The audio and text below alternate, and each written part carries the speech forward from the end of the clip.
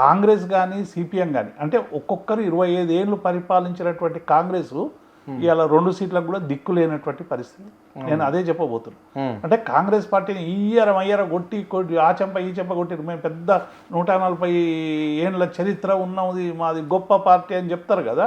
నీ గొప్ప పార్టీ బెంగాల్లో 2 సీట్లు ఎందుకు వస్తలేవు? ఇవాళ రేవంత్ రెడ్డి కేరళకు పోయి నేను గెలిపించిన అంటాడు కదా, బెంగాల్ పోయి గెలిపించాల్సింది. అప్పుడు వీరుడు శూరుడు అందరు కలిసి. ఇప్పుడు ఏమైపోయింది, అక్కడ వేస్తే మమతకి వేయాలి లేకుంటే బీజేపీకి వేయాలి అనే ఒక స్థితి తీసుకొచ్చి కాంగ్రెస్ పార్టీకి అసలు అక్కడ బలమే లేదు, అన్ని స్థానాల్లో పోటీ చేసింది. అంటే బీజేపీని గెలిపించడానికి అవసరమైనటువంటి సహాయ సహకారాలన్నీ మొత్తం కాంగ్రెస్ పార్టీ ఇచ్చిన. అంటే కాంగ్రెస్ పార్టీకి మమత శత్రువు. నిజంగా ఎవరు శత్రువు ఉండాలి కాంగ్రెస్ పార్టీకి? భారతీయ జనతా పార్టీ రాజకీయ శత్రువు ఉండాలి. కానీ ఏం చేసిందంటే మమతను ఇక్కడి నుంచి ఎల్లగొట్టడం ద్వారా వచ్చే ఎన్నికల్లో మాకు వాళ్లకు పోటీ వచ్చి మళ్ళీ మేము అధికారంలోకి వస్తామని చెప్పి ఒక ఊహాజనితమైనటువంటి సిద్ధాంతాన్ని సృష్టించుకొని ఇవాళ అక్కడ మమతను ఓడించే ప్రయత్నం చేసింది.